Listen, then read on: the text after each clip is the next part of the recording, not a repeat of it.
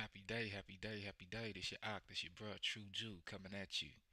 Giving all praise, thanks, and glory to Yahweh, Barakatah Yahweh, by Shema Mashiach Yahweh Shah, Waduak HaKodesh. It's your bruh, it's your Ak.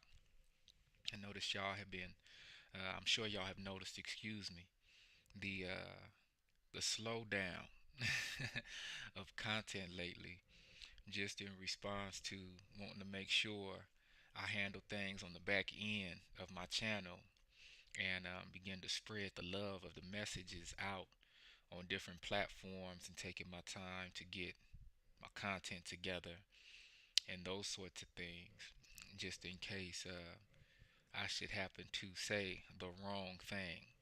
Okay, and so it's no love lost. You know, I'm still here for the family, and I know y'all are still here for me. So I hope everybody had a blessed and peaceful and shalom filled Shabbat. It's very important that we take that day of rest and that we're able to reflect and we're able to think deeply about how far we've been brought, how far we have to go, and what type of plans are in place for us to get there. Today's lesson, I'm going to do my best to be brief. I'm going to do my best to be very concise with the message. Okay, this was placed on my heart sometime, maybe a month or so ago, actually. And when it was placed on my heart, I had to really navigate my thoughts in respect to what the Most High was asking of us. And the idea and the thought that was placed on my heart was what you see in the title screen above. Being prosperous in the places of our captivity is a command. And I know this is a command that we often don't hear about. We often don't hear about. And so before we get to it, I like to begin by sharing my latest works with y'all, because I think that it's a great theme song ultimately, and it's really good listening. So we're going to go ahead on and get this song popping, and we're going to play this, and then we'll begin our dialogue and our discourse. I don't see anybody's messages coming through right now, but for those who are still in Shabbat, Shabbat Shalom to you all. Let me see if we can get it popping real quick. Shabbat Shalom to those still in Shabbat, and a blessed and Shalom filled day to everyone else. To everyone else. All right. So this is what we're going to do. Let's get into this song. I'm here. And then we're going to start the study.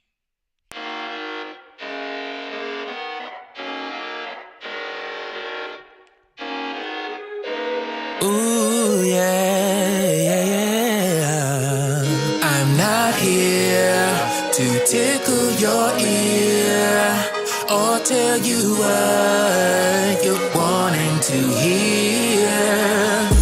I'm here to correct a least here. You are closer to Yahweh in you revere.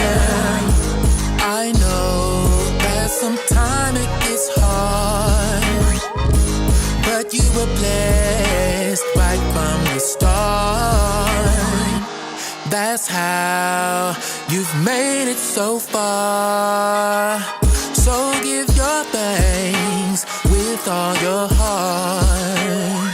All the way to September, even to November, all the way through December. Oh yeah, yeah. I'm not here to tickle your ear or tell you what you're wanting to hear. I'm here to correct at least, yeah. You are closer to Yahweh in you revere.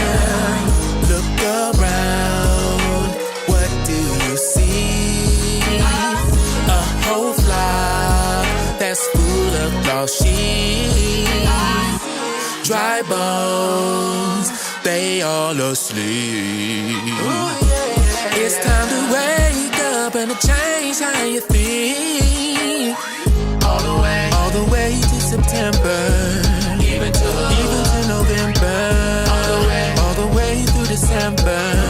Oh yeah, yeah. I'm not here to tickle your ear or tell you what you're wanting to hear. I'm here to correct at least, yeah. You are closer to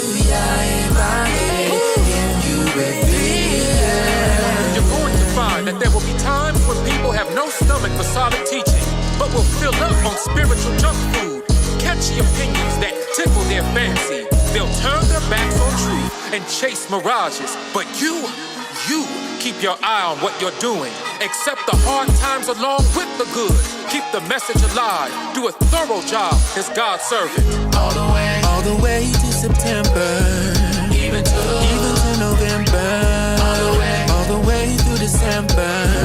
Oh yeah, yeah. And let us not be weary in well-doing, for in due season we shall reap if we faint not, so keep going. All the way to September, even to November, all the way through December. Oh yeah, yeah. I'm not here to tickle your ear or tell you what you're wanting to hear. I'm here to correct at least, yeah. You are closer to your if you baby, yeah. All praises, all praises.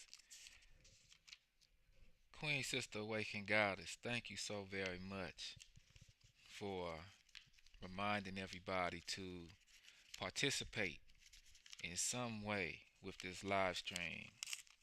Your presence is truly appreciated, and I thank you for that. I just came across some awesome scriptures that hopefully I'll be able to share at another time, most high willing. But what we're going to do is we're going to get this Bible study popping. Um, usually on this channel, what I do is I talk about preparation and I talk about the mindset that we have to have in order to prepare.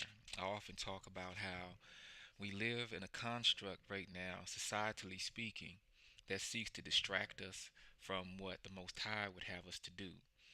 We are oftentimes inundated with a propaganda to get us to remove our focus from off of the Most High and place our focus onto that of the other nations, onto that of those who would serve the enemy of the Most High. And it's crucial that we understand exactly what's going on, and it's crucial that we understand why it's going on like this. We're in a great test right now. We're in a great testing period, and whether we want to accept it or not, whether we want to deal with the reality of that test or not, that will predicate upon us how we move forward. But the fact of the matter is, the realities that we face and try to turn our backs to will still be around us. We'll still be inundated with them. We'll still be knee deep in the reality of the situation. Unfortunately, we still have a lot of our folks, a lot of our people, a lot of our kinfolk, a lot of our family, a lot of our friends, a lot of our associates, a lot of the people who we seek to impress daily, a lot of the people who we allow to be examples to us or motivating forces in our lives. These people are being placed in front of us as proxies, as distractions, in order to keep us away from the truth of the matter, and in order to make us feel some kind of way if we decide to move away from the sheeple, if I may, away from what's popular, away from what's common today. And so we have a lot of energy that we have to deal with on a day-to-day basis just to try to get to a place where we can actually recognize the trees from the forest, as they like to say. Okay? And so, you know that on this channel, I really like to get to the truth of the matter. And I know sometimes it could be a buzzkill, especially on a evening like tonight, where you got a lot of folks just coming in, right? You got a lot of folks heading out. Actually, it's 12:04 where I am, so it's one of those sorts of things where you got people getting ready for the club right now. Okay, you got folks getting ready for the club right now, and they not even trying to hear about no truth. They trying to turn up. Okay, these folks is trying to turn up. These folks ain't worried about hearing no truth. So if they come across my channel when they looking for their playlist of their music and they like, oh, what's this? This seem cool, and they get to hearing me talk, like, oh, you gotta turn him off. Get him out of here. It's gonna kill our vibe. We want to go to the club tonight, right? But I think that ultimately we have to figure out what's the most important. And so that's what I like to bring forth in this channel. But being prosperous in the places of our captivity is most definitely a command. And it's a command that we don't often hear about because this society today likes to stir up trouble, likes to pit us against one another, likes to make it to where we have a serious amount of hatred toward other people. And when we have hatred toward other people, things, places, what ends up happening is that hatred begins to fester inside of us. And we do what my mama like to say, block our blessing. Okay, we don't really know what's going on, when it's going on. We just focused on the here and the now. And because of the distraction, the here and the now is oftentimes appeasing. It's like that carrot that's dangling in front of you on a stick, or that piece of meat that's just dangling in front of us on a stick. And no matter how fast we move towards the carrot, or the piece of meat is just swinging and dangling, and we don't never get to it. And then the person who is operating that mechanism can pull it away, can lift it up, can totally get rid of it, and we just stuck on stupid trying to figure out how we got as far as we did, never looking at our surroundings, but ending up in a place that is unfamiliar to us because we were enticed by trinkets, because we were enticed by the materialism, the distraction of materialism, because we were distracted and enticed by a pursuit and a dream that probably wasn't ever ours to begin with. Okay, so this is very important for us to be able to grasp. But today's lesson is about getting into the realities that, listen, we don't have to be in a victim mindset.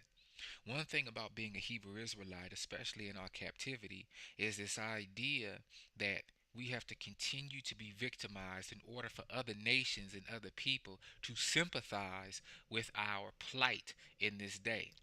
And the one thing that gets me about that mindset is that eventually, in the victimization, we like to do woe is me, and then we begin to point fingers at who we feel is the cause and reason for why we are where we are today.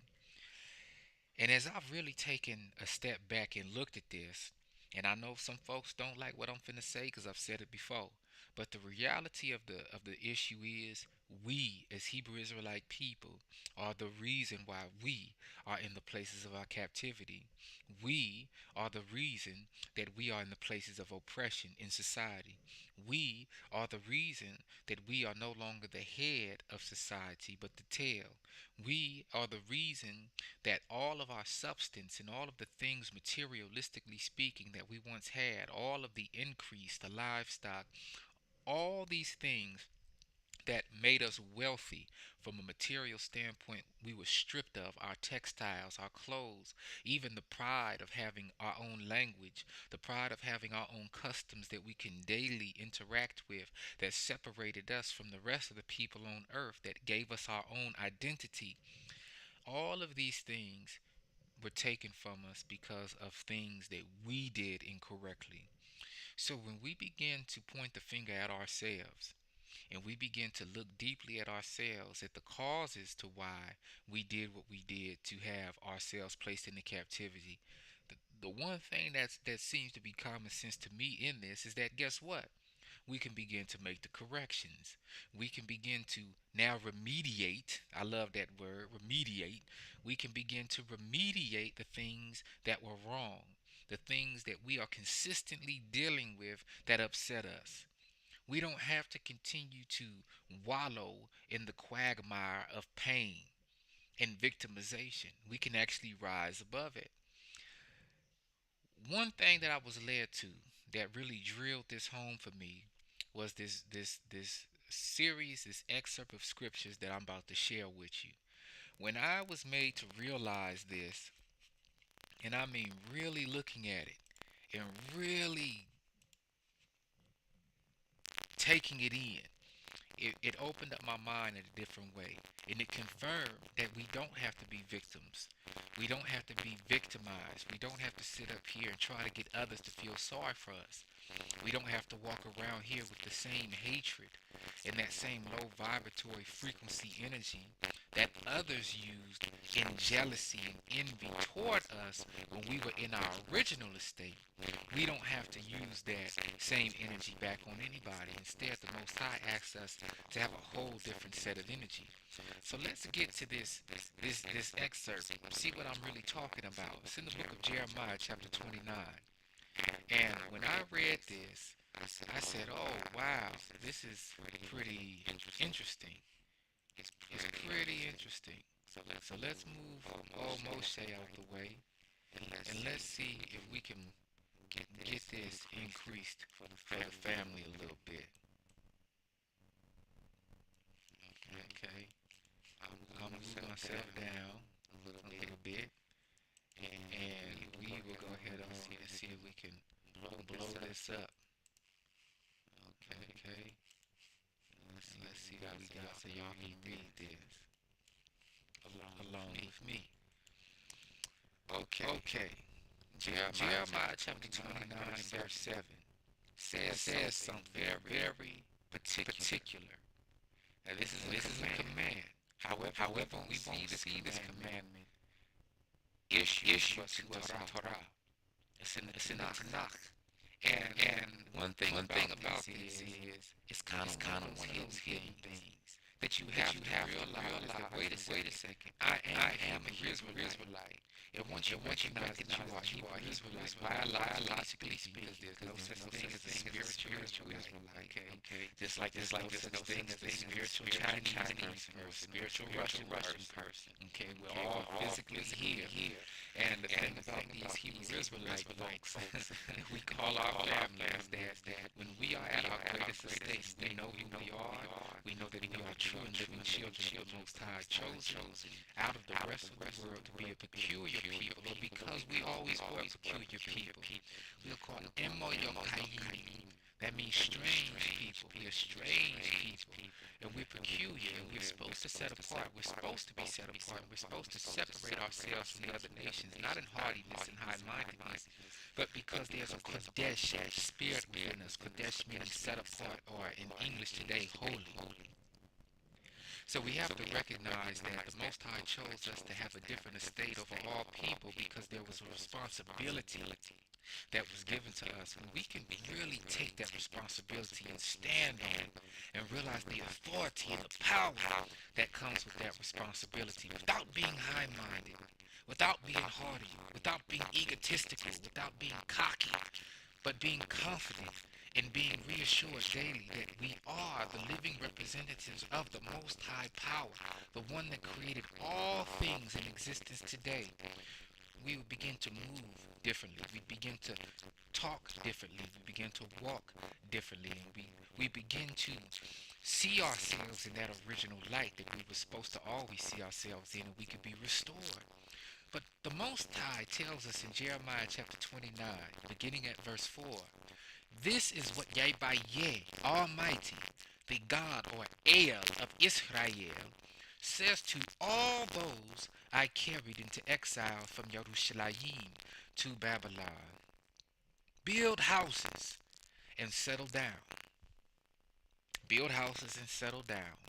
That's one of the first things that Yahweh tells us in the places of our captivity. Build houses and settle down. Plant gardens and eat what they produce. So we're supposed to build houses and settle down. And then we're supposed to plant gardens and eat what they produce. Okay? Build houses, settle down, plant gardens, and eat what they produce. So already we're starting to see that the Most High doesn't want us to have a mindset of lack. Wherever we've been carried away captive, the Most High wants us to have an abundant mindset. In order to build houses, you have to have resources to do this, right? So the Most High wants us to have resources if we're going to build houses. This is a total opposite of what today's modern society would like us to do. Today's modern society would like us to be in debt. Today's modern society would like us to scramble for all that we get. Today's modern society would like us to depend and lean on them and their constructs and their systems, would like us to live within their type of home, how they have built things, would like us to think from a, you know that word, P word, propagandized mindset, would like us to feel like we have to do like the Joneses. Shout out to all my Jones family. But be like the Joneses and chase after the Joneses. And that's a metaphor for saying be like those who have been placed in front of us who seem to have a level of success and copy after them, even if that level of success goes against what it is you know you're supposed to be doing. As long as you don't put no spotlight on yourself, as long as you don't stand out, as long as you don't stick out like a sore thumb, you do that thing. And guess what, family? All my Hebrew Israelite family, that's a total opposite and antithesis of what we originally created to be. We were created to stand out. We were created to look different. We were created to be set apart. We were created to do things differently. We were created to live differently than the rest of the world. Our customs, our culture, our language, our laws, our statutes, our commands, the way that we formed our constitution, because that's what Torah is. Torah is basically a, Torah is basically a constitution. Just like in this country, we have a United States Constitution that is filled with amendments, aka bylaws, statutes. The Most High gave the children of Israel a constitution as well. But we, in our hard headed, stiff necked way, decided that the constitution given to us from the Creator of all things, who knows the beginning, middle, and the end, and knows the separation from those, we decided to chase after fleshly man, who created their own constitution, but that constitution was not in alignment with divine, sacred principles. So I always have to ask myself, which one would I want to deal with? Would I want to deal with what another man has created to spite the Creator? Or would I want to deal with that word that was given directly from the Creator on behalf of His children? And then, if I am one of those children living in flesh today, do I want to go and deal with what somebody else got to say? Or do I want to align myself with that of my Father? Well, I choose to align myself with that of my Father, and I choose to align my household, all that I have been blessed with in substance and in family, with that of the Father. Okay? So the Most High tells us to build houses and settle down, plant gardens, and eat what they produce. Then he says, take ye wives. Okay? Take ye wives, and beget sons and daughters. Okay? So automatically right now we're seeing that if we were to compare this command as being in captivity to what we know in Deuteronomy 28, what would happen to us if we fell away and turned our backs to the Most High, which we're going to touch on, then we see right now that there's kind of a clash, not a contradiction, but there's some prerequisites that have to happen even in captivity for us to be able to take wives and beget sons and daughters by them. Okay? Then the Most High says, and take wives for your sons, and give your daughters to husbands. Ooh, so right now we're seeing that the prerequisite to build family, to establish some sort of settlement, is a request and a command given to us by the Most High, even while we are in the places of our captivity. Okay? But the Most High is telling us this for a reason. Take ye wives and beget sons and daughters, and take wives for your sons, and give your daughters to husbands, that they may bear sons and daughters. And then increase in number there. Increase in number in the place of your captivity, and do not decrease. Have you ever wondered why we've been blessed? Most people who have gone through the type of travail, through the type of things that we have encountered for the last 400 years while we were in active captivity on them plantations, don't you find it odd that most people would have never been able to survive what we have survived? Don't you think it's rather strange that the one thing that we was able to do even in the place of our captivity while on those plantations, whether we was in Brazil, whether we were in the Bahamas, whether we in St. Croix, whether we were in Haiti, whether we in Dominican Republic, whether we in Cuba, whether we in Puerto Rico, whether we in Florida, whether we in South Carolina, North Carolina, whether we in Mississippi, whether we in Arkansas, whether we in Alabama, whether we in Texas, whether we in Virginia, whether we in Georgia, whether we in Tennessee, whether we in Kentucky, whether we in Missouri. Don't you find it weird and strange? Whether we in Mexico, wherever we were scattered, whether we was in Kenya, whether we was in Nigeria, wherever we were scattered, don't you find it strange that we were always increased in number and we were never decreased? We were never utterly destroyed physically to the point of extinction, to the point of just being some faces in a book of somebody who used to be here but is no longer on earth anymore. Don't you find it interesting that our actual paternal and maternal bloodlines were never wiped out, were never done away with, and instead we are just as strong, if not stronger, from a number perspective than we'd ever been? We've actually increased even more. There's a reason for that, and we're going to touch on it in this lesson, Most High willing. But the Most High says, "Take ye wives and beget sons and daughters, men of Israel." Now, do you notice in order to take wives, you have to be a man? So, who is the Most High talking to in Jeremiah? He's talking to the children of Israel by way of the men of Israel. Okay? So, this is automatically a commandment for the men. Who is going to build houses? Who's going to build houses?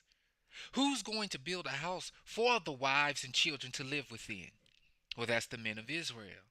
Who's going to help plant gardens and then eat what they produce? Well, now we're talking about a family get down, right?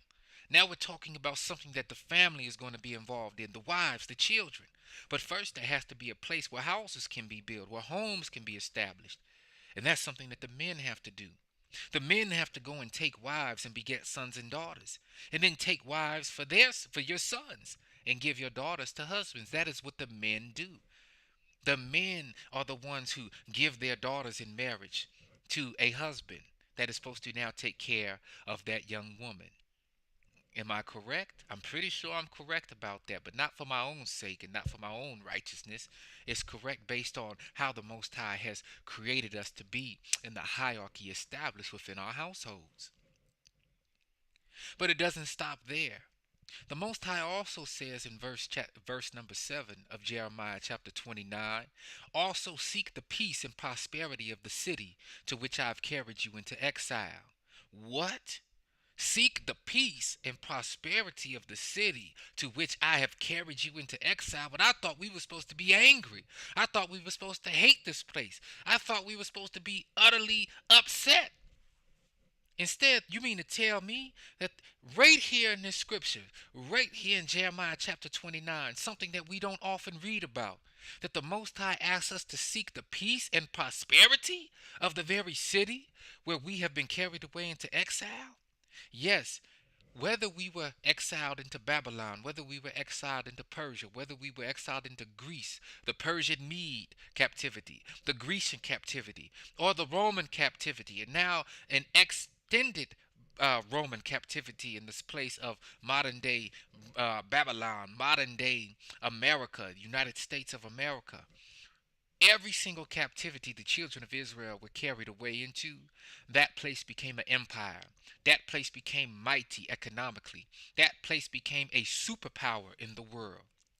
And just like those other captivities, right now we are living in the great Babylon again. We are living in Mitzrayim again, the house of bondage again. We are living in Rome again. And just like those previous captivities, this captivity has seen itself become prosperous. This captivity of the United States of America has become made it a superpower. Okay?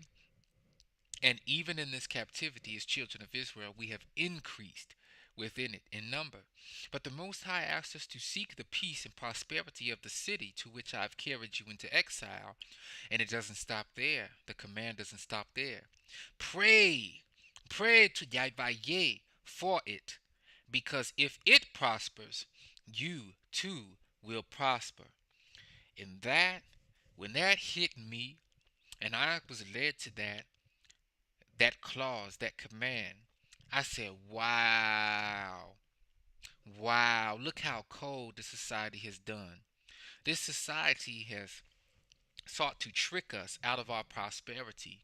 This society has sought to get us to remove our mindset from the peace and the prosperity that the Most High have asked us to pray for while in this captivity in order for us to be prosperous too.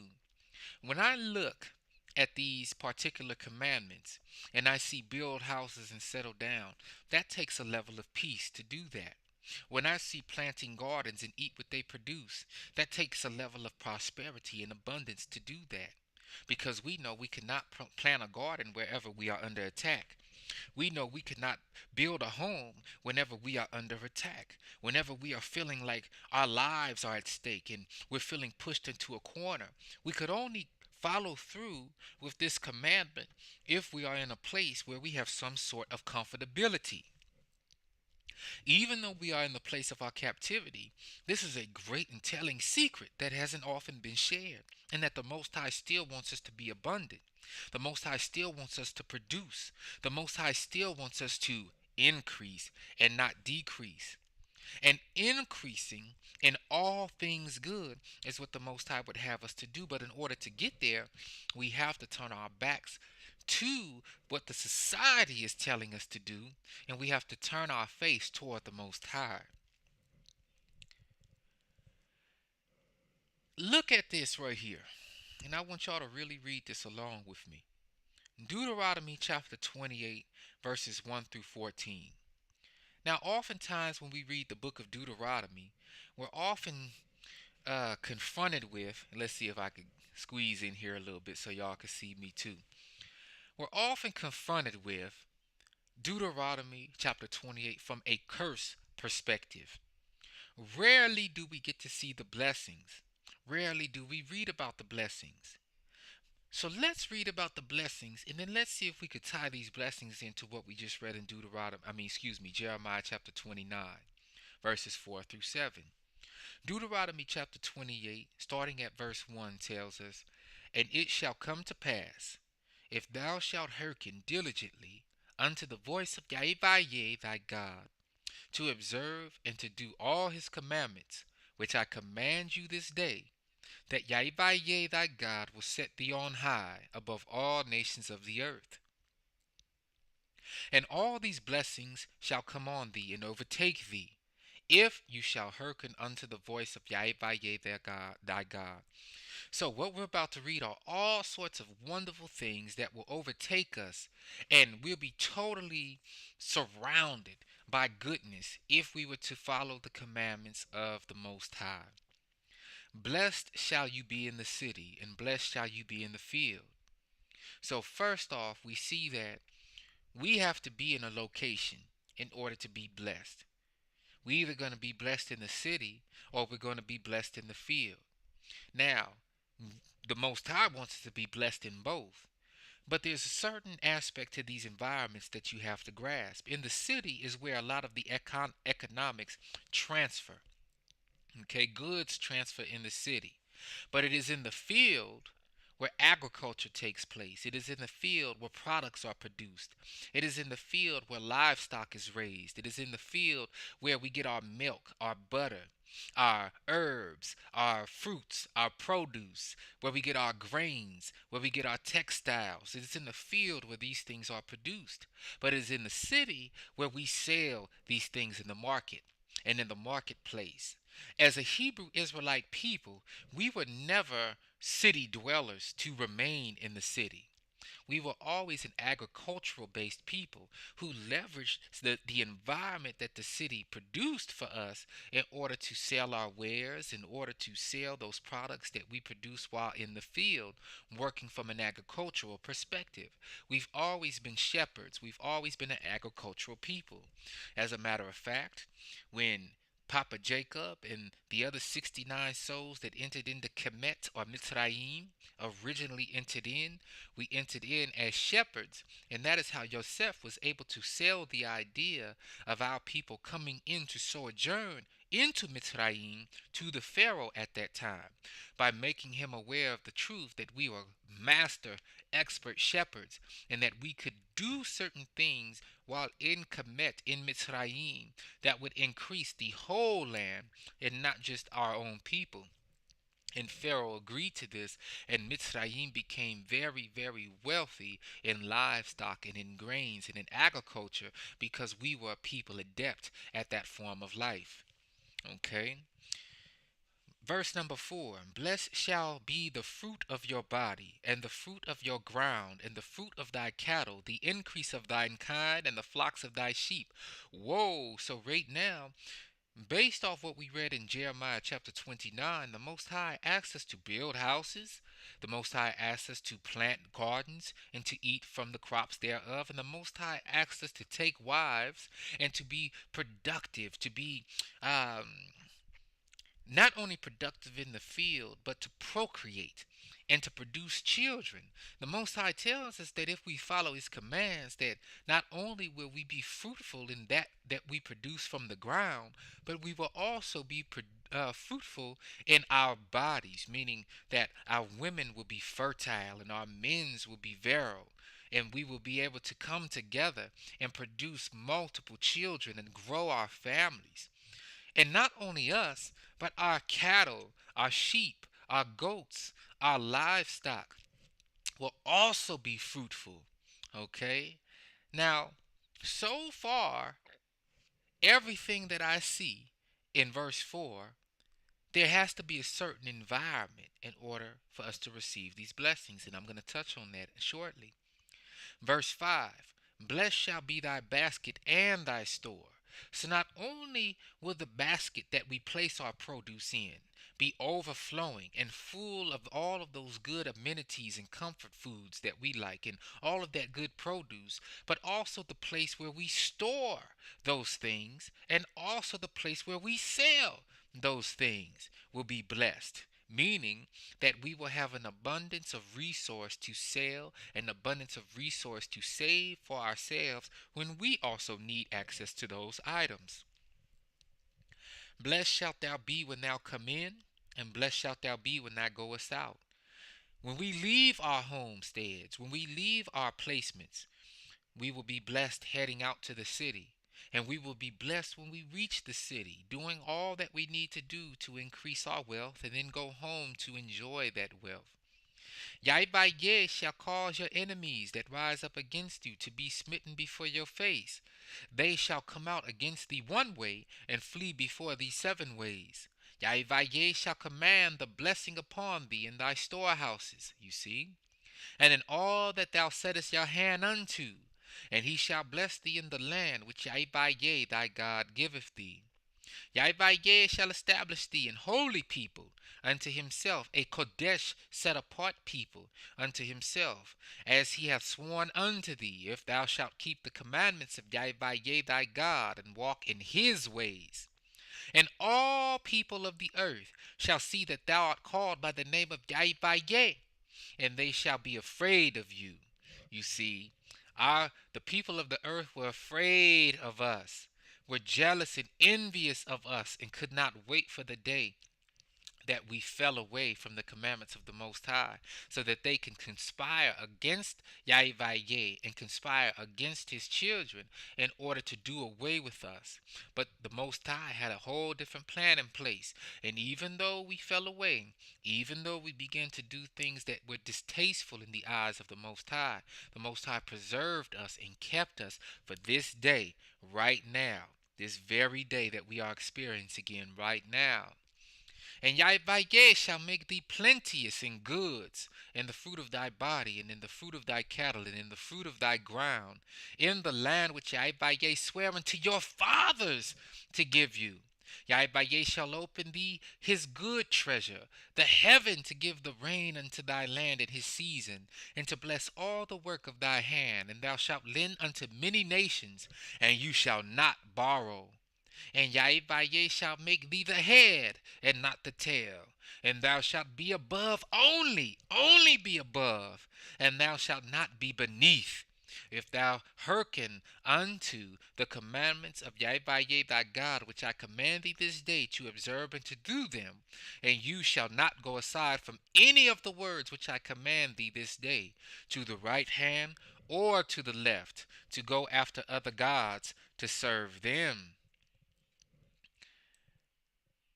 Do y'all see how important it is to observe the law, statutes, and commands of the Most High?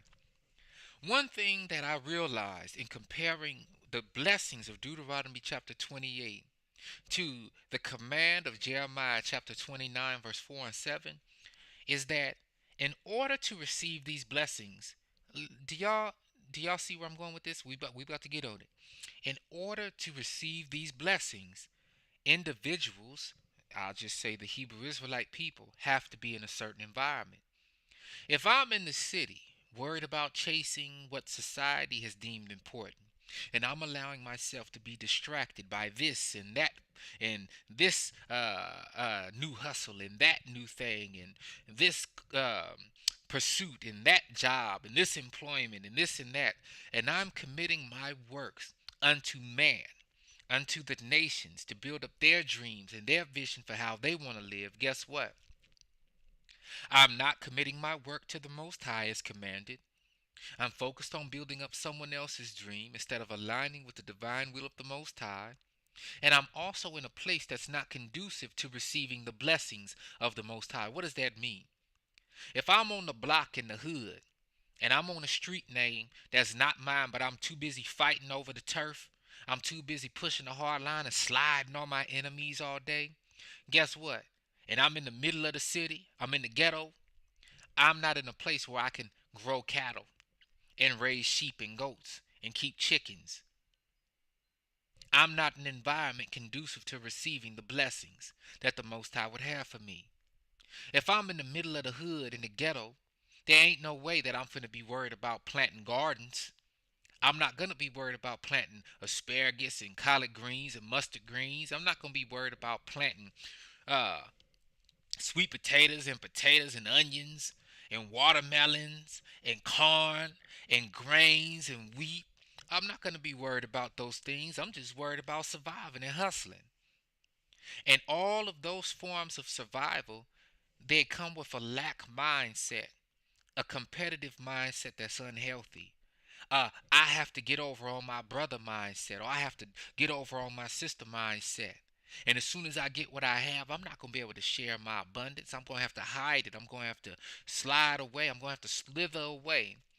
I'm going to have to protect what I have at every corner. And I'm going to have a crab in the bucket mentality. I'm going to have to be jealous toward my brother who does be having things, because we all come and are living in the same place. And if he's having things, then the potential for me to not have things, I feel, will be greater, because he's the one cornering the market. He's the one that's getting all the attention. He's the one that's having all this stuff, the material that's put in front of our face to distract us from the truth. And that's all I'm focused on, is the distraction. So I got to get him out the way just to get what I feel I need. And then as soon as I get what I need, I got to protect it, because I know it's another young brother watching me get what I got now, and he's feeling threatened by me. And it's a horrible cycle. And this is what we continue to go through when we are chasing after someone else's dream and vision for us. But look at this. When we align ourselves with the scriptures, and we align ourselves with the commandments that the Most High has told us to actually take upon ourselves, then we see, wait a second, if I'm going to build a house, then I have to be in a land that the Most High has preordained for me to be in. Because I'm not going to be able to just build no house in the inner city. Where's the room? Where's the land? Where is the lot that I'm supposed to start building this house on? I'm not going to just be able to store water and grow crops with the water that I keep.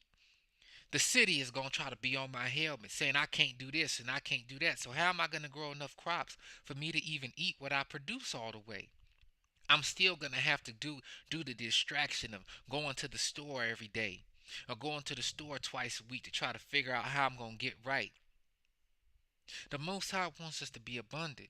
I sure ain't going to be able to raise no chickens because the noise ordinances that are in place in the ghetto, in the hoods. I'm surely not going to be able to raise no bulls and no cows and keep no horses and no donkeys.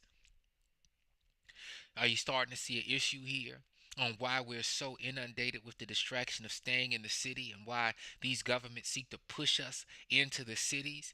Because when we're in the cities, we cannot even live as true Hebrew Israelites. We're not originally city dwelling people. That's the same thing that the lion in the zoo has to deal with. That lion don't want to be in that zoo. But after a couple generations of a couple cubs being born, them cubs is gonna think that's where they supposed to be. Just like that movie Madagascar. What's his name? Alex. Alex thought he was supposed to be a zoo animal. Shucking and jiving. Shucking and jiving for the city. Sucking and jiving for all the spectators. Entertaining them. Instead of being the mighty lion that he was originally supposed to be in Africa. And just like Alex in Madagascar, we have been stolen away and we've been placed in a zoo to be a spectacle, to be entertainment for those who know the truth about who we are, but will never tell us the truth because then their bottom line will be affected. The money and profits that they earn off our backs will be affected. But see, when we switch our mindset and we begin to see, wait a second, in order to get the blessings of Deuteronomy chapter 28 that we just read about from verses 4 to 14, guess what? Verses 1 through 14. Guess what has to happen? We have to be on the land. You see, verse 8, Yahweh shall command the blessing upon thee in thy storehouses, and in all that thou settest thy hand unto, and he shall bless thee in the land which Yahweh thy God giveth thee. See, we have to be in the land. Yahweh shall establish thee a holy people unto himself, as he has sworn unto thee, if thou shalt keep the commandments of Yahweh thy God and walk in his ways. Okay? We have to begin to once again walk in the ways of Yahweh so that we will be restored. Okay? And the only way we're going to do that is if we turn away from the society as we know it today and cleave back unto the Most High's tenets, statutes, and commandments for us. Because as long as we're as long oh excuse me let's go previous as long as we're doing what society wants us to do, they will not be afraid of us. See, they're only slightly afraid when they see live streams like this and they see our people rousing up a little bit and they begin to see us waking up a little bit. That's when they become afraid. And as soon as that happens, they wham us with more distractions. Oh, this happened. This celebrity is doing this. This celebrity is doing this. Oh, this just happened in this country. Oh, they're talking about taking this away. Oh, they're talking about there's no more bread. Oh, there's an egg shortage. Oh, look at the UFOs. Oh, because they see us waking up. And once we awaken, it's lights out for them. And they begin to be very afraid because when we know who we are and we know why we are, guess what? Now we can be returned to our wealth. Now we can be returned to our status. Remember, the Most High wants to make us the head and not the tail.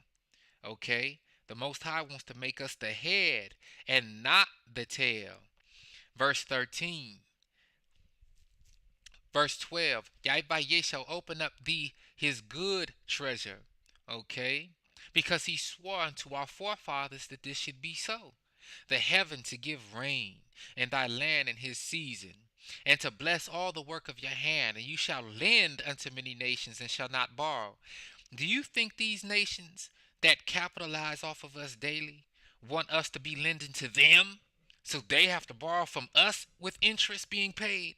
Or do you think they want us to continue to borrow from them at an interest while they lend to us? This would be a total Great Depression, jump off of a building situation for them. Okay? They feel like they couldn't afford that. Yep, slightly afraid is true. So many distractions given. That's right, awakening goddess. And they're going to continue to feel that way until we say enough is enough. And then they're going to be all the way afraid. And that's what we want. We want to band together to the point where we can have our power restored to us. But we're afraid of that happening. See, that's the caveat to this. They're afraid, and guess who else is afraid? We're afraid to take our power back. We're afraid to go back to the land. We're afraid to work hard in a system that we have to create, that the Most High has given us a framework to establish, but we still have to do the work. We'd rather live in the comfort of being able to go to the store and have everything processed and prepackaged for us, instead of us growing and cultivating and tending to the livestock, the animals, and the crops that we have to package our own, to process our own, to maintain and store our own. And we're still afraid of that. The Most High wants us to be the head and not the tail, to be above and not beneath. Okay? But we have to return unto the Most High's commandments in order to receive these things. Now, the Most High tells us in Deuteronomy 28, verse 28 through 34, that this is why we're afraid to do these things that Jeremiah asks us to do, and that the Most High asks us to do in Jeremiah 29, is because we have been feeling the advent of the curses for so long now that we're afraid to step out on faith and return back unto the Most High. So this is what the Most High told us in Deuteronomy 28, verse 28 through 34, that have everybody shook to the core. And this is why many men of Israel are still afraid to this day to take a chance and trust in the Most High and return to the land. Verse 28 of Deuteronomy 28 says, Yahweh shall smite thee with madness and blindness and astonishment of heart. And that's exactly what we've been feeling, madness. We've been blind to the truth, and astonishment of heart.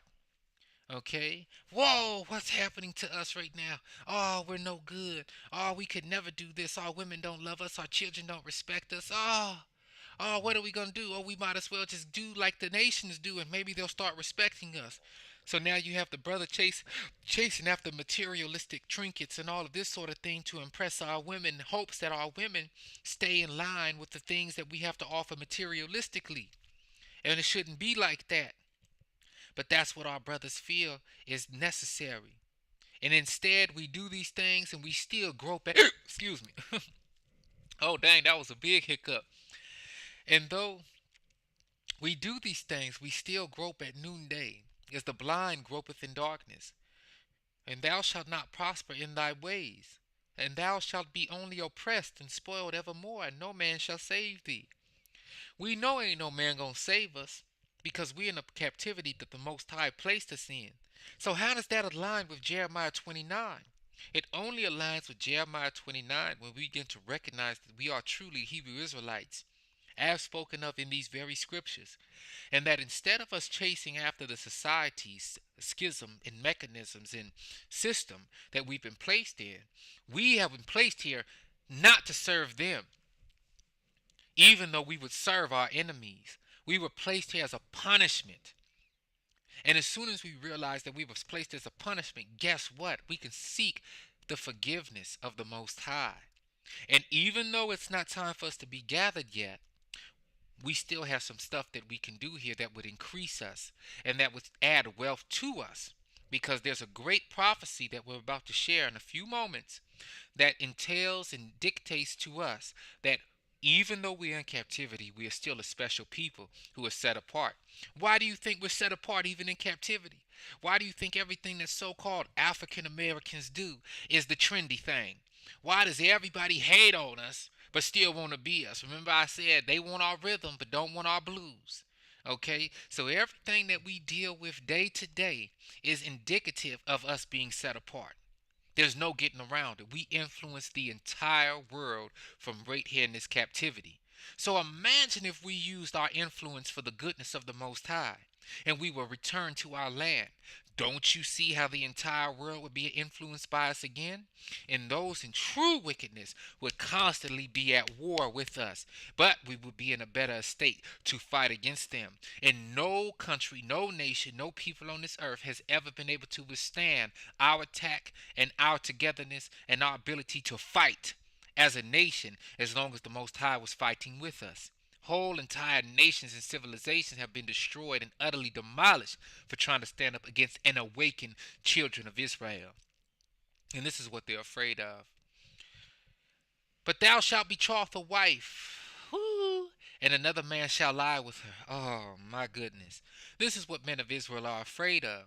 But as long as we continue to live in an abased mindset away from the tenets of the Most High, this is the type of thing we could expect. So, yeah, you better be afraid, men of Israel, especially if you live in treacherously against the Most High. You better be worried. Now you need to return unto the righteous path. You need to return unto the ways of righteousness and put that word behind you. Because when you put that word behind you, then the commandment of Jeremiah 29, take ye wives and have sons and daughters. That is what becomes prevalent. Build you houses. That is what becomes prevalent. And you can focus on a blessing even in the place of your captivity until the day of our gathering. Thou shalt build a house, and thou shalt not dwell therein. See, that's a curse. But when you turn your way back to the Most High, and you begin to seek out the commandments of the Most High, and that command to build a home and settle in it, then you will be blessed with that. You see, the Most High wants you to be prosperous. The curses was only for a punishment to wake us up and to be assigned to us when we were utterly mentally destroyed and no longer knew who we were. But now that you know who you are, you don't have to be in a lack mindset. You don't have to be a victim. You don't have to sit up here and be, whoa, oh, this and all that. I'm nothing. I'm pitiful. No, no, no, no, no. You don't have to be like that. You can begin to make the corrections and you can begin to get your increase back on. Thou shalt betroth a wife, and another man shall lie with her. Yeah, if you still living in transgression against the Most High's laws. Thou shalt build a house, and thou shalt not dwell therein. Yeah, if you still living in transgression against the Most High's laws. Thou shalt plant a vineyard, a garden, and shalt not gather the grapes thereof. Yeah, if you living against the tenets of the Most High's laws. But even in the place of your captivity, if you live in accordance with the Most High's laws, guess what? Now you'll take a wife and you'll be able to enjoy her. Now you'll build a house and you'll be able to settle in it. Now you'll be able to plant a garden and you'll be able to eat the fruits thereof. You see the difference, Israel? You see the difference, family? And this is why it's so important for us to know who we are and to use these curses as a way shower as to why we've been placed in the condition that we've been placed in. But now that you know you've been placed in this condition, there's a solution and a remedy. And that solution and remedy is turn your face away from this society, set yourself apart again, dress different, look different, walk different, talk different, and repent to the Most High. And now you will get your increase. Now you will be able to enjoy your wives. Now you will be able to enjoy your sons and your daughters. Now you will be able to give your sons to wives and your daughters to husbands. Now you will be able to enjoy the increase of your fields. Now you will be able to tend livestock. Now you will be able to tend cattle. Now you will be able to enjoy the difference. Yes, see the difference. Good. All praises. Now you will be able to see the difference from one estate to the other, and now you'll be able to live in a way, even though you are still in a place of captivity, with an increased and abundant mindset. And this is what the Most High would have us to do and think like. Okay? Do not feel guilty for having an abundant mindset. We feel guilty for going off and leaving the law, statutes, and commandments of the Most High. But grace and mercy have been extended to us so that we no longer have to go off anymore. We can make the corrections that we need to make in order to get back right in the eyes of the Most High and be blessed. I hope y'all are seeing. Verse 31 says, your ox shall be slain before your eyes, and you shall not eat thereof. Oh, my word. Your ass or your donkey shall be violently taken away from before your face, and shall not be restored to you.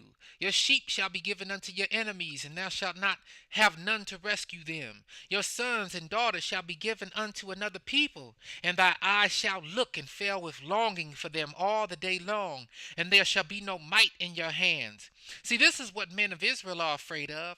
We're afraid to start families because they'll just be exploited and taken from us. There's a couple in Texas right now who are dealing with this very same thing, an Israelite couple in Texas who are dealing with such a horrible situation where their baby girl was taken from them. Just recently, their baby girl was taken from them because they had decided to have a home birth. And the doctor who they went to in this wicked matrix society to have check on their baby girl, because the baby girl allegedly had jaundice, suggested that that baby get taken from them. The doctor wrote a letter to CPS and had that child taken. And now a foster family is control of that little Israelite child, and the mother cannot even breastfeed her own child. They're feeding that child all kind of formula, all kind of Similac, and what makes it even worse is the baby girl has an infection around her genitalia. So the baby is worse off in the hands of this foster family than it ever was within the hands of its own birth parents, biological parents. And this young Israelite couple does not know what to do, is not fighting for this child, gave the child up because they have the mindset of blindness. They are groping in the darkness of this society because they obviously have not turned themselves back over to the Most High. And it's very sad to see that. But that is another indicative sign that these are indeed children of Israel. And if they would but turn their sights back to the Most High, their family would be restored. And it's very sad to see. But it shows us who we are in this time, even in 2023. The fruit of thy land and all thy labors shall a nation which thou knowest not eat up, and thou shalt be only oppressed and crushed always, so that thou shalt be mad for the sight of thine eyes which thou shalt see. Everything that I just told you should make you upset and mad. Even if it didn't happen to you personally, it should make you mad that it's happening still to one of our brothers and sisters. It should make you mad that our children, as a collective, as a nation, still go through this daily, because the majority of our people have refused to turn to the law, statutes, and commandments of the Most High. And the majority of our men are still running around here chasing the ratchetness, chasing the turn-upness, chasing the society, chasing the materialism to put on a front in front of our women who do not need that, but who want it, but who need correction themselves. And as long as we continue to be debased in our minds, we'll be debased as a people. And as long as we're debased, that will make the other nations happy, but we will continue to have a victimized mindset, wondering why this is happening to us, not making the corrections that we need to make. This is why I've dedicated this channel to these sorts of lessons and messages, because every single day we're inundated with what they want us to do. And messages and lessons like these seem to be blacklisted, seem to be removed from the algorithm, seem to be taken out of the main perspective that our people desperately need to see. My hope is that when our brothers and sisters come home from the club and they tipsy and they turn on YouTube to settle down for the evening, my hope is that a live stream like this does pop up on their feed and the Most High just touch their heart and they curious to watch it and they say, whoa, what is this? And they watch it. I don't mind if they drunk. I don't care if they high, as long as they listening. Now, of course, I ultimately care about their health. Yes, but I'm talking about in the context of what I just said. If they watching this drunk, and it hit them, because I know when I was in the world, I come home drunk, I come home blasted, and I be looking at the TV, just finna pass out, gotta sober up, gotta eat something, and something like this will come on, and I just be watching it, and like, whoa, who is this brother, who is this sister, what is they talking about? Dang, that do make sense. Now, would I correct myself immediately? No. I'll still be ready to go back and club and party and turn up the next day or whatever it is. But it would be on my heart to think about. And that's all we can ask right now as we continue to deliver the truth. But our eyes are mad for the sight of that which we see, because we are still as a nation not right. And so we have to dedicate the time that we have to doing our best to wake our people up. Okay? Now, the other nations who see this, if you all see the truth of the scriptures and you all see that the children of Israel are still here, if you all see that you have in some form or fashion benefited from the exploitation of our people, and you feel some kind of way about that, and you want to do some sort of remediation, you want to make up for it yourselves too, well, that's what's prophesied to happen as well. If you want to know the truth of the situation because you have inherited lies from your fathers, that is awesome. And I will never stop that from my hand from happening. Okay? But the truth hurts. And believe it or not, as boldly as I speak, as confidently as I speak about this subject, there's still millions of Israelite people in captivity to this modern day who do not know that they are Israelites, who still consider themselves to be black or African American or some other byword that is suitable to the distraction but not suitable to our awakening. So I have to dedicate my service and my time to waking up the lost sheep of the house of Israel. That is a commandment as well. Okay? Given from on high. Once we wake up as men of Israel, it is our duty to do whatever we can do in righteousness to wake up our brethren and our sister. Okay? But you see, these curses right here in front of you are very real. But we don't have to continue living in these curses just because we're in the place of our captivity. And that's the part that I want to drill home. When we begin to turn our sight back on the Most High will begin to turn his sight back to us and begin to increase us in all things good and decrease all of the curses that were put over us only as a chastisement, not for everlasting punishment. Okay? So look, Proverbs 16 verses 1 through 9 tells us something that I love. Commit your works to Yahweh. Now that you have wakened up, now that you know who you are, now that you no longer want to be victimized, but you want the prosperity of a good life. You want the goodness of this realm and the goodness of the realm to come, meaning the new kingdom. You want to be of service to the Most High. You want to live abundantly. You want to get over this idea that you have to be in a lack mindset, that you have to cry and be victimized all day and make the world and the nations of the world feel sorry for you and pity you, which they not ever gonna do. They not ever gonna do. Every time so-called African Americans get to talking about reparations and pity and this and that, all the nations just be like, oh, here we go again. But let some old school some so-called Jewish people get up there. They got commercials right now. See this little blue square? You see this little blue square on the TV? That is how much 2% of this nation are the Jewish people, and we have just been so traumatically affected. Oh, just give what you can today.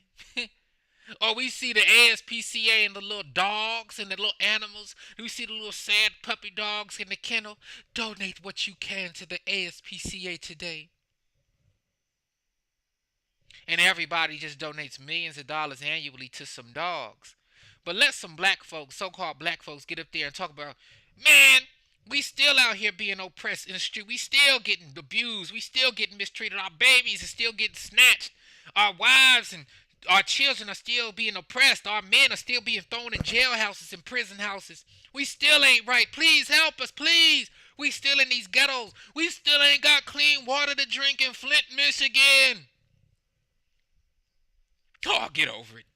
Pull yourself up by the bootstraps, you in. You black person. You African American. You just had a president in the office. His name was Barack. We couldn't stand him either. But you voted him in. Right? That's what they say. So they don't want to give us no mercy. The Most High is the one who gives us the mercy, family. The Most High is the one who extends the grace to us, family. The Most High wants us to trust and lean in Him, family, not in this system. So, in my mind, after I've been awakened and I've been made to realize this, why would I be clamoring after what this system has to say? Yeah, great job. All praises. You saw that ad today. Yeah, they pumping it hard too. And the point and fact of the matter is, our trust should be in the Most High. But look, Proverbs chapter 16, verses 1 through 9, an emphasis on verses 2 and 4 and 7 and 9 say, the preparations of the heart belong to man, but the answer of the tongue is from Yahweh. All the ways of a man are pure in his own eyes, but Yahweh weighs the spirits. Commit your works to Yahweh, and your thoughts will be established. Okay? This is very important. When we commit our works to Yahweh, all of our thoughts will be established, meaning everything that we seek to do and achieve will be established by the Most High, and we will see the success of that thing. When we commit our works to the enemy, when we commit our works to those who oppress us, when we commit our works to building up someone else's empire, someone else's dream, what the Most High truly has in mind for us will not be achieved. And only a few of us will be able to see the achievement of these things until the rest of us wake up to the truth. You wonder why certain Israelites in this country seem to be prosperous and seem to be abundant. Now, I'm not talking about nobody that's associated with the Boule or Freemasons or none of that. I'm not talking about that. I'm talking about everyday to do good people who are living a life of humility, who you rarely only hear unless there's an expose done about them or some type of article written up about them. You're like, dang, that brother and sister seem to have got it going on. What did they do differently? Well, then they tell you that they commit their works to the Most High, and they do their best to follow the law, statutes, and commands of the Most High, and they're living as righteously as possible, not for their sake, but to be a light in the world as an ambassador or ambassadors for the Most High. And you begin to see the truth. It's like, wow, so if I commit my works to the Most High, then I will be established as well in all the abundance that I seek to have in my life. I will be increased. No longer will I have to be at the bottom of the totem pole, but I could be able to rise above the madness of our being placed into this captivity. Verse 4, Yahweh has made all for himself, yes, even the wicked for the day of doom. So if our Father has made everything for himself, and if we align ourselves with our Father, then by inheritance and by default, by a byproduct of that connection, we will now have access to everything ourselves. Because you see, the wicked were even made for the day of doom. That's right. All of those who've oppressed us unrighteously, all of those who have capitalized on our being placed into captivity, all of those who have conspired against the Most High and conspired against us, don't you know that they will have to face the Most High in the day of judgment, in the day of doom? The day of doom is the day of the Most High's great visitation. And this is what they are afraid of as well. So why not exploit the children of Israel as much as they can before that day that they even know they will have to face? But we don't have to sit up here and continue to be exploited along with those of our family who are still asleep. We have the opportunity to awaken. And when we awaken, do we be selfish in that awakening? No. We get established. And then we begin to do whatever we can on a righteous path now to awaken up our family who is still asleep. Are y'all getting this? Because the Most High tells us in the very next verse, verse 5, everyone proud in heart is an abomination to Yahweh. Yahweh wants us to be humble and humilified in our mind. Though they join forces, none will go unpunished. Who is the they? The wicked. The wicked conspire daily against the children of Israel and against the righteous. Okay? And they look like they're celebrating. They look like they have everything that they want. They look like they have everything that they need too. But they will not go unpunished. And they will have to face the Most High for what they have done. But for us to continue to focus on that all day long, on their punishment, and not focus on our present punishment, to see the wicked aren't going to be punished to the ends of this kingdom. We are being punished right now. So I have a decision to make. Either I'm going to focus on the punishment that the wicked will eventually receive, or I'm going to focus on the punishment that I am inundated with right now I've received, and do whatever I can righteously get out punishment to receive the blessings to come. And to receive the blessings that are due to me right now. Do you see that? When a man's ways ways please Yahweh. Oh, this one is, oh, I love this. Listen at this, y'all. Verse 7. When a man's ways please Yahweh, he makes even his enemies to be at peace with him.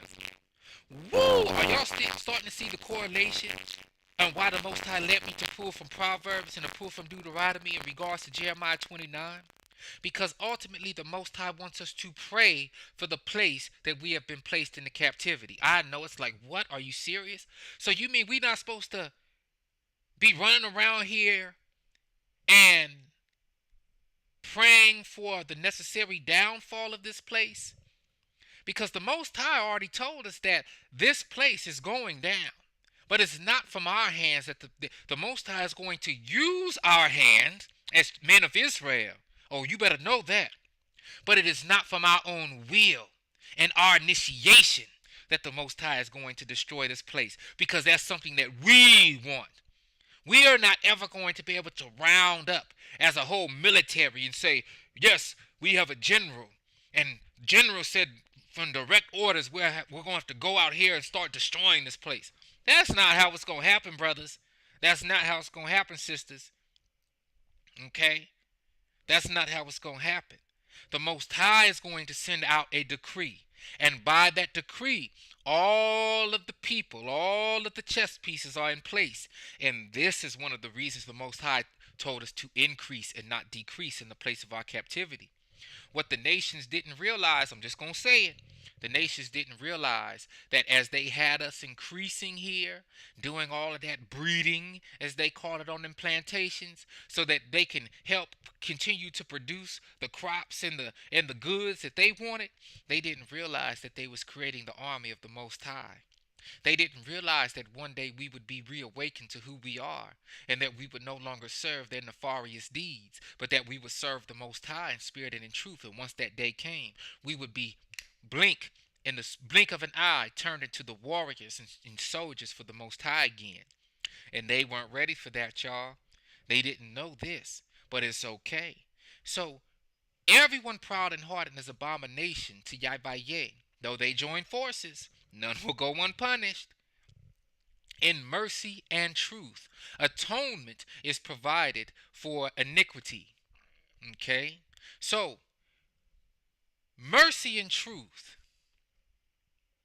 is what the Most High has given us as children of Israel. And that is how we atone, by keeping it real with the Most High and admitting our fault. And when we keep it real and admit our fault, it is that same mercy and truth which will cover our iniquity. And by the fear of Yahweh, one departs from evil. So when we finally recognize what we have done wrong, we will begin to depart from that wickedness. We will begin to depart from evil. And then guess what? We will begin to be restored to our original estate and placement and live righteously. And we are now in the period of the separation of the tares and the wheat, the wicked from the righteous. So this is why it's so important for these types of messages to continue to go out. Now, when a man's ways please Yahweh, he makes even his enemies to be at peace with him. This is why we pray for the peace of the place in our captivity. Because when we begin to please Yahweh, then all good things are restored unto us, even in the place of our captivity. And those who were once at war with us and sought to oppress us in these places will now be at peace with us. Are you seeing the payoff? Are you seeing the reward for turning back to the Most High? Because the main complaint that I seem to hear amongst our people is, why do we keep being oppressed? Why don't we keep on being able to have anything good? Why do we keep being inundated with punishment in this captivity? Well, if we turn back to the Most High and we do away with our iniquitous ways, he will restore our wives to us, our sons, our daughters will increase, our crops will return, our livestock, our cattle, our homes, lands. Those who were once at war with us will be made at peace with us. Even though those who were at war with us, if they are wicked and evil, will also be punished. But we won't have to worry about that right now. We will live in comfort and settle and be able to enjoy the work of our hands, because we would have committed our works to Yahweh. I hope y'all are hearing. Verse 8, better is a little with righteousness than vast revenues without justice. What good is it to have all this increase, but we don't have the justice to go along with it? What good is it to have all this increase, but we still ends and bees and all sorts of nasty bywords in the eyes of these same enemies? It is the better to be at peace and to be prosperous in peace and to have a little with righteousness than to have vast revenues and not be able to even be respected as a man. Okay? But when you as a man have turned yourself back over to the Most High, guess what? You will be at peace with those who were once your enemy.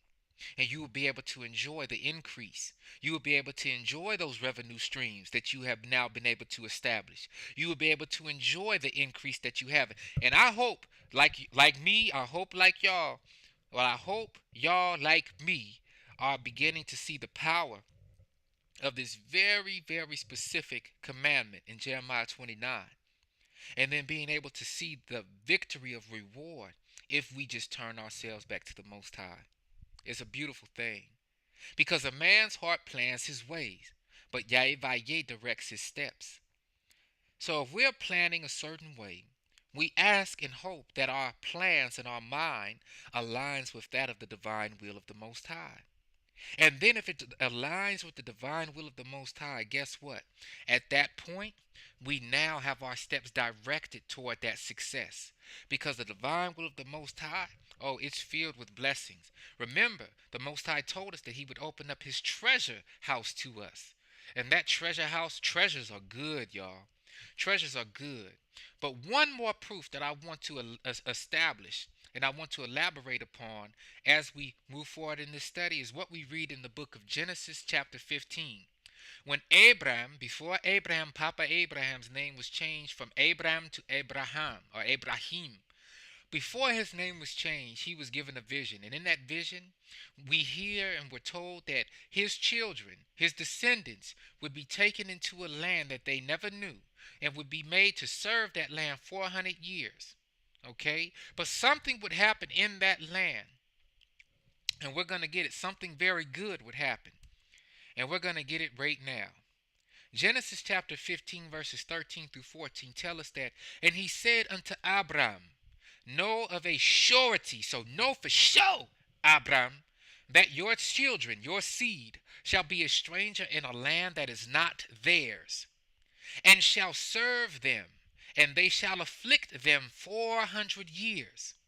So the children of Abraham, these children of Israel, these Shemitic people, these Hebrews, would be in a land not theirs and would serve the people of that land for 400 years and be afflicted for 400 years.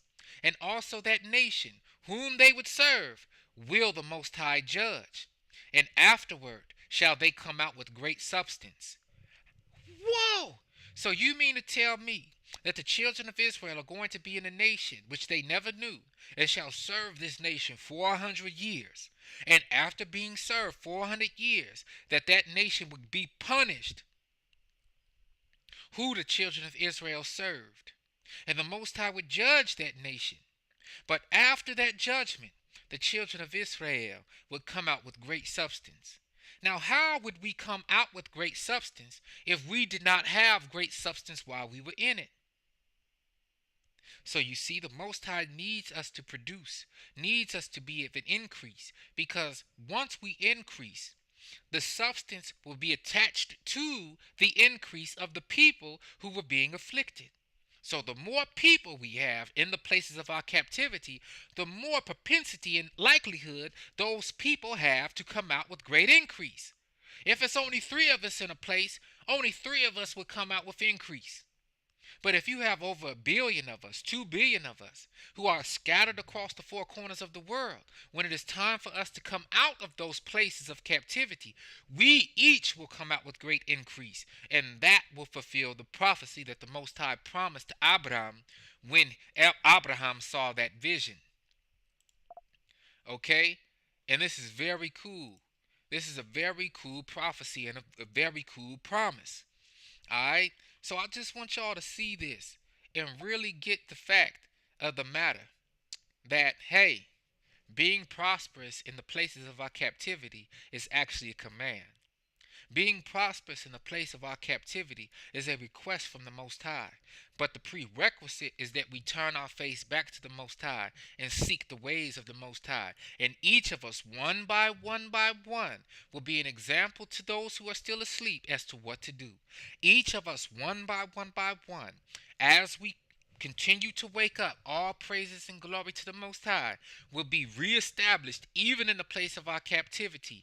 We will be replenished. We will be made abundant. We will be made prosperous. We will be made bountiful in the place of our captivity. And we will have something to be happy for. And we will have something to showcase the mighty hand of the Most High, even in this place. Even in this place. While the rest of our people are still tripping on what's going on, we will have an opportunity to showcase them. Hey, listen, bruh, if you just do right and you start to live right according to the Most High, you too can have abundance as well, and you don't have to have a mindset of lack. You don't have to have a victimized mindset any longer. You can have a mindset of increase and prosperity, and you could begin to work and do things in a manner that will fulfill the prophecy of the Most High in a righteous and holy way, a set-apart way. For instance, you begin to turn to the Most High, and the Most High will establish you in a land. That land will not be the land of our forefathers and foremothers yet, because the great gathering, the second Exodus, has not taken place yet.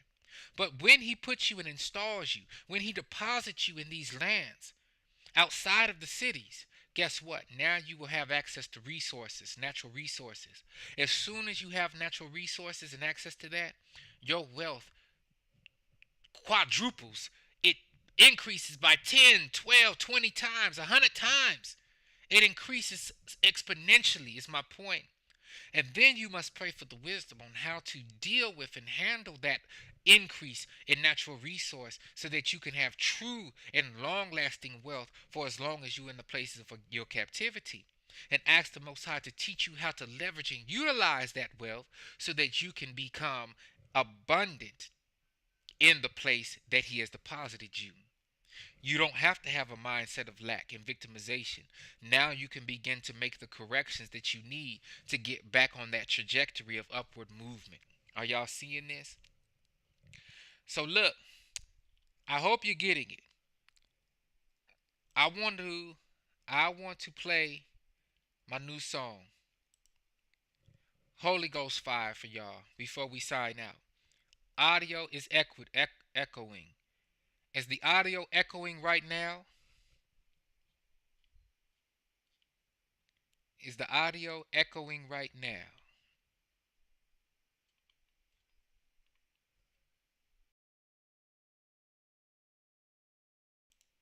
And now I brought it back. Hopefully it's not echoing. Thank you for that heads up, Queen Sister. Thank you for that. But we're about to wrap up. But before we do, I want to play Holy Ghost Fire. And here we go. My new song. And there's a music video. Okay, great. All praises. There's a music video coming out to it very soon. My 12-year-old son actually shot the video, y'all. Directed the video. When I tell y'all it is dope, it is truly, truly at that level. When I tell y'all, and this is his very first video too, I'm really juiced at the production he was able to do. Okay? So he did his thing, and we give all the praises to the Most High for sure. But that video will be coming very soon. But until then, we going to keep on slapping this here single, Holy Ghost Fire. And it's by your brother, Yaak True Jew. Here we go. And when all the children of Israel saw how the fire came down, and the glory of Yahweh upon the house, they bowed themselves with their faces to the ground upon the pavement, and worshipped and praised Yahweh, saying, For he is good, for his mercy endureth forever. 2 Chronicles 7:3. I feel that Holy Ghost fire burning deep inside. It's a flame that can never be denied. Purifying my heart, cleansing my soul, making me whole, making me whole. It's that Holy Ghost fire, come and consume all of my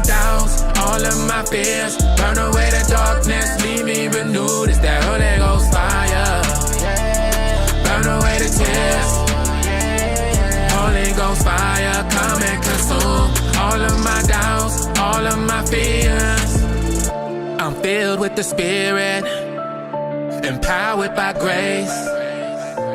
I'm a new creation, I'm in a new race.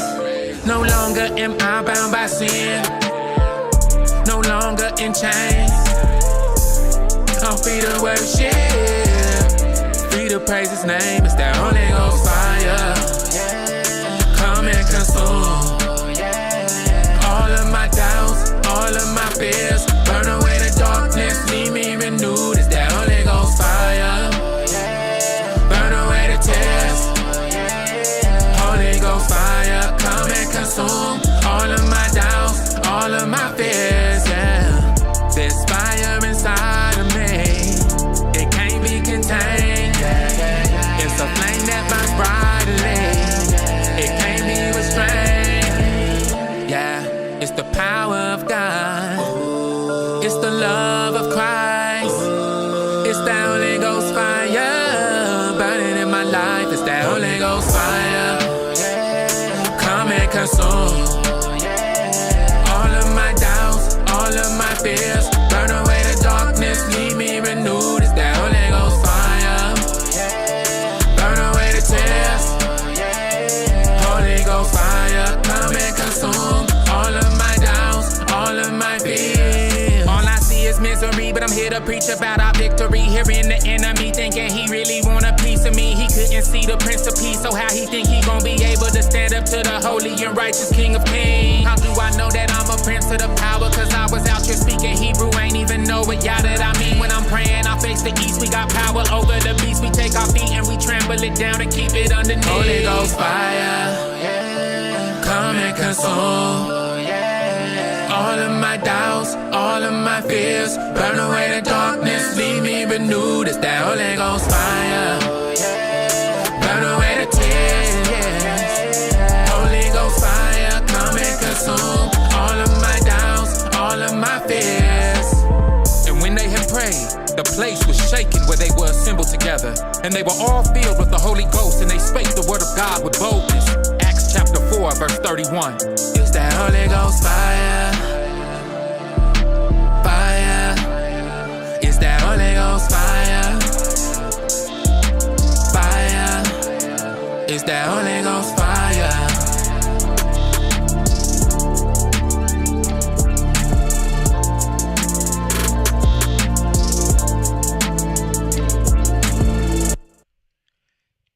Alright, y'all. All praises to the Most High, for sure, for sure. This your bruh, True Jew, tapping in with y'all the only way I know how. Raw, real, and uncut. Thank y'all for joining me this day. I hope that everybody had a blessed and very fulfilled Shabbat. So Shabbat Shalom.